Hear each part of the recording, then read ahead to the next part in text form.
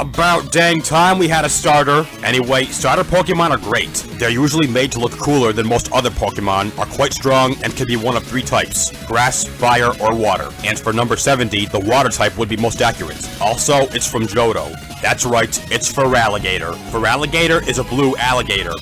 That's it, a blue alligator, nothing else. No distinguishing features. But don't think that's a bad thing, because it most certainly is not. Let's move on to battling skills. 530 is a very high base stat total, and Feraligatr has high attack and defense, with the rest being well balanced, so it's a physical tank. For abilities, Feraligatr can have either Torrent or Sheer Force, and while they are both good, I'd have to go with Sheer Force. Life Orb and Waterfall combination? Yes please! Now for Feraligatr's move pool, it's fairly big and diverse, enough so to allow for weakness coverage. It can use Ice Punch for grass and Earthquake for electric. Now for the anime, Ash has a Totodile, which he never evolved, sadly. Frankly, it's too bad for Totodile himself, because it could make him much better in battle. But never mind that. Feraligatr has a cool design, and even cooler, better battling skills, so it earned 70th place, no contest.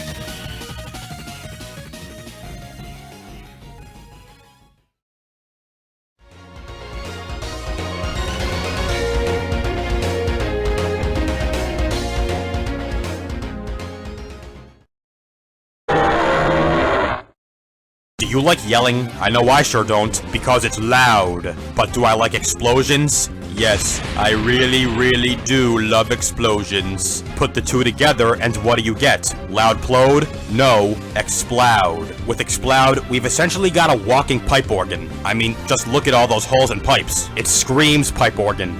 No, it explodes pipe organ loudly. But as for other features, Exploud has a huge mouth? I can't say anything else here. Battling skills time! Exploud's BST is 490, which is good, and its stats are somewhat balanced. For abilities, Exploud can have either Soundproof or Scrappy. Both are good in certain situations, so you pick whichever one you prefer. Like most other normal types, Exploud's got a very diverse move pool with a wide array of attacks to use. Its only weakness is fighting, so Psychic or Flying Hidden Power can cover it. If you're willing to go the extra mile, you could also go for one of its egg moves, Extra Sensory. If you haven't deduced it already, Exploud is a good battler and has a cool design with a clever concept, and all 3 of those things make it my 69th favorite Pokemon of all time easily.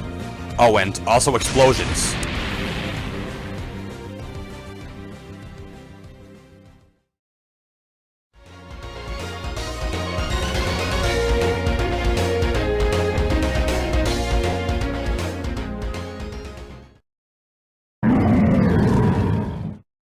Another starter. This one's name is a combination of 2 Pokemon moves. One is a Fire-type special attack that makes berries inedible, and the other is a Normal-type status move that forces the opponent to switch their Pokemon. These moves are Incinerate and Roar. Yeah, 68 is Incineroar. Incineroar's both a tiger and a professional wrestler. That's quite a clever combination. Also, its color arrangement is awesome. Black and red go really well together. What's black and white and red all over, without the white part? Incineroar! Well, unless it's shiny. Also again, that flame belt is extremely awesome. It looks like a belt a wrestler gets after winning a serious match. But Incineroar is not only a design monster, it's also a battling monster. Its base stats are proof of this. Again, 530 is a very high BST, and apart from speed, its stats are all high and fairly balanced. And look how high that attack stat is. Now for abilities, Incineroar sports Blaze and Intimidate. Since they're both very useful, choosing between them would be hard for me. But what's not hard is seeing how big and diverse Incineroar's move pool is. It holds many useful attacks, even for weakness coverage. It can use Grass Hidden Power for rock, water, and ground, and acrobatics for fighting. Now for the anime, Ash has a Litten, which he'd better evolve. At least to Torracat, since Ash and Incineroar I can't really see working. But with everything I said before, I think it's pretty clear that Incineroar is epic in terms of both battling and design, and therefore it easily earned its title as my 68th favorite Pokemon.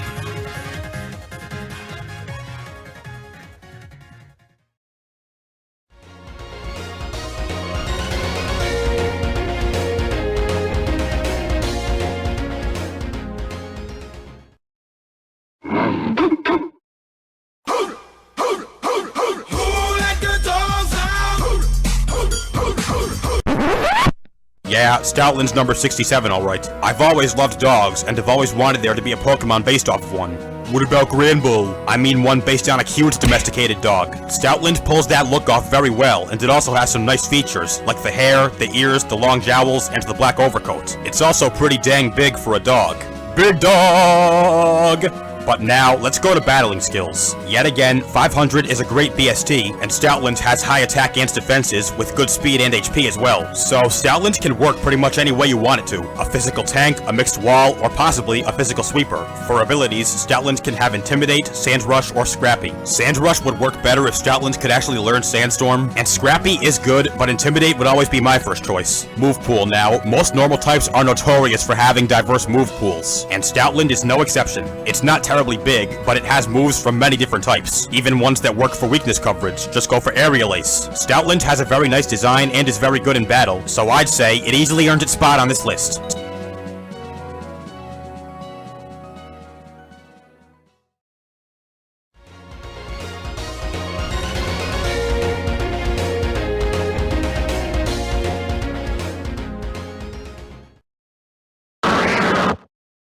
You know what kind of Pokemon I like? Ones with signature items. And did you know that I have bone cancer? Nah, I'm just kidding. Number 66 is Marowak. Marowak is a dinosaur or something of the prehistoric sort. It's also got a skull for a head and a huge bone that it uses to attack. Very clever and cool. Also, like Bayonet, Marowak's got an interesting backstory. As a Cubone, its mother was killed protecting it from Team Rocket, and Cubone's eternal grief, retained through evolution, gives it the will to battle and protect itself, making it adept with its bone weapon. Also, the deceased mother's spirit haunts Pokemon Tower in Lavender Town, and after Red defeats her in battle, her spirit is set free. But let's not get carried away with trivia. Marowak's BST is 425, and a lot of this goes into its defenses and attack, with poor speed and special attack. These stats may not be the very best, but they're far from bad. I mean, just look at that defense. Abilities now. Marowak can have Rock Head, Lightning Rod, and Battle Armor. Lightning Rod is only useful in certain, rather uncommon situations, and Rock Head would work if Marowak could learn more than just one recoil move. So yeah, I'd always go for Battle Armor. But Marowak does have one undeniably good quality. Its move pool. It's both big and diverse, thus giving Marowak quite a bit of attacking options. And yes, including ones that work for type coverage. It can use Fire Punch for grass and ice, and Thunder Punch for water. So yeah, awesome, huh? Well, I know how to make things even more awesome. Alolan Marowak. Just look at this thing. The slicker appearance, the mark on its skull, the new darker color, and the flaming bone. This design is extremely badass. That also goes for its battling skills. Its ability possibilities are the same as normal Marowak's, except that Cursed Body replaces Battle Armor, and that's one of my favorite abilities. Also, it becomes Fire and Ghost type, giving it access to many of those types of moves, along with retaining ones of normal Marowak. But there is one drawback: it's not good with type coverage. Ghost will cover itself, and Brick Break can cover Dark, but it's got nothing on Water, Rock, and Ground. You could go for Grass Hidden Power, but Marowak's special attack sucks, so not the smartest option. But forget that. Both Marowak and its Alolan variant are decent in battle, and they also have awesome designs, so 66th place is perfect for it.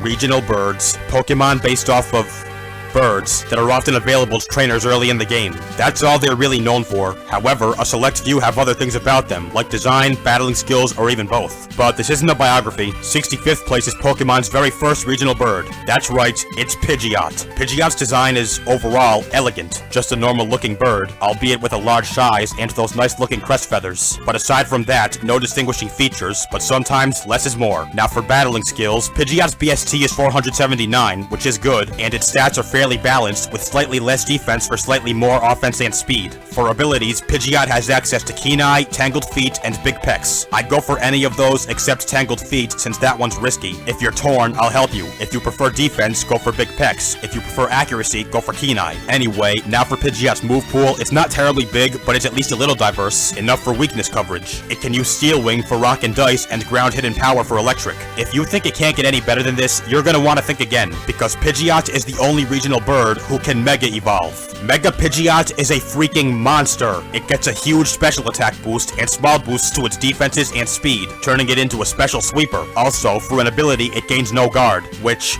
isn't that important to me, since I'm not a huge fan of gambling abilities. Also, its design is much cooler. Its huge size, 7 feet to be exact, the new colors, the eyes, everything. It's all so epic. Heck, Pidgeot's just epic. Epic enough to easily take 65th place, plain and simple. Yes, I purposely skipped the anime because Ash never went back for his Pidgeot after promising he would, motherfucker.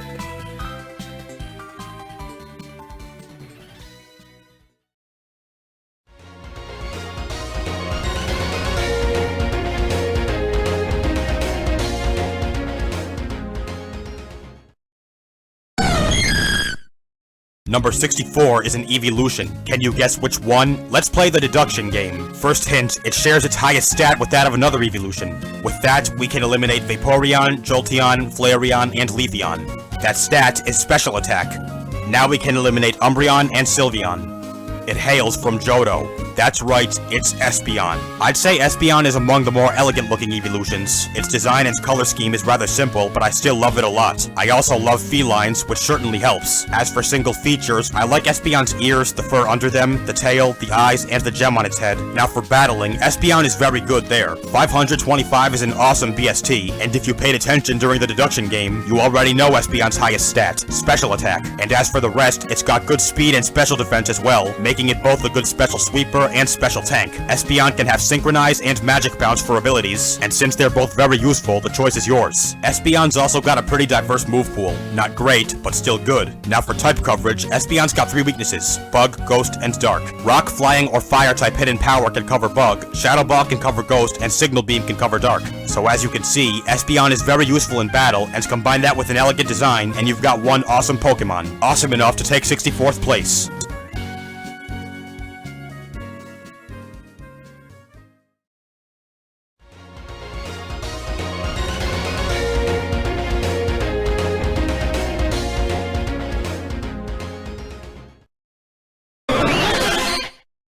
I wish upon a star that's... Wait, I can't tell you, otherwise it won't come true. But anyway, did that hint help you? If not, then you must be seeing stars. You've got stars in your eyes. Ugh, fine, it's Starmie. Starmie is based on a sea star with 2 bodies and a jewel. I don't really get the jewel part, but it's still very awesome. You know what? It's all awesome. Starmie's got a really awesome design, but Starmie has more going for it than just that. It's also really useful in battle. A BST of 520 makes Starmie strong in terms of stats, and it has high speed and special attack, thus working well as a special sweeper. It also has good defenses to complement this. As for abilities, Starmie can have Illuminate, Natural Cure, or Analytic. Illuminate has no use in battle, literally, so I'd go with either of the other 2. Starmie also has a move pool filled with many different types of moves, allowing for much customization. Now on to type coverage. Starmie has 5 weaknesses, and it can cover all of them at the cost of stab attacks. So which is more important to you, stab attacks or type coverage? Now for the anime, Misty's got a Starmie, but we didn't get to see it battle that much. Don't know why I even brought it up. Starmie is great in battle and has a great design, so it's stellar enough to earn 63rd place. Starmie is the star of the show.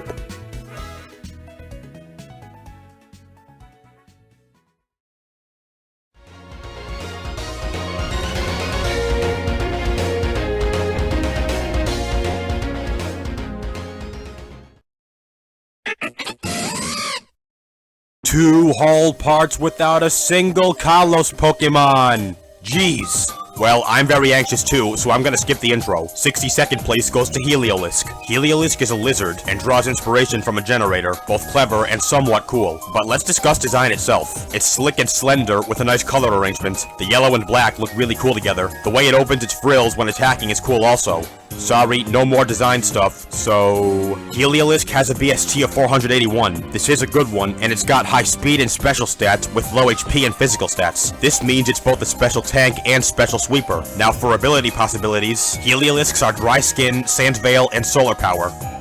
They're all weather-based. I would never choose Solar Power, and Sand Veil is good, but I'd have to go with Dry Skin. Why? Because gaining HP every turn always helps. Heliolisk has plenty of speed already, and it can make better use of rain than sandstorms, like with thunder, for example. So yeah, Dry Skin's the clear winner here. Now for its move pool, as expected for a normal type, it's very big and diverse. And weakness coverage? Heliolisk has 2, Ground and Fighting. It can use Surf or Grass Knot for the former, and Psychic or Flying Hidden Power for the latter. Now for the anime, Clement has a Heliolisk, but too bad it lost every single battle it's ever been seen in. Ugh, the anime really pisses me off sometimes. But forget that, Heliolisk. You're awesome at battling and your design is super cool, so 62nd place is undoubtedly yours.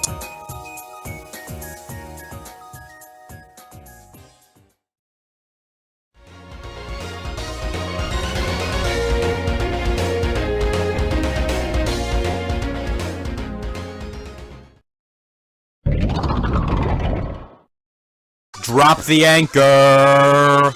Dhelmise. Dhelmise is a ghost, possessing a body of seaweed, possessing a ship's steering wheel and anchor. Yeah, extremely clever design concept. Hopefully that explains why Dhelmise is not part steel type, if any of you were wondering. Sorry, no more design stuff to say, so it's time for battling skills. It's got a high BST of 517, with high attack power and good defenses to complement it. This makes it work best as a physical tank. Dhelmise only has one ability, Steel Worker. This is very useful since it can learn quite a few steel attacks. Onto its move pool, it's somewhat large and quite diverse, even enough for weakness coverage. As always, Ghost covers itself, and it can use Brick Break for Dark and Rock Slide for everything else. Although this means you won't be able to take advantage of Steel Worker. I'm already done. Wow, this segment is so short. But no matter, all that does matter is that Dhelmise has a cool and interesting design, topped off with great battling skills, so 61st place is all its. Time-killing epilogue, please?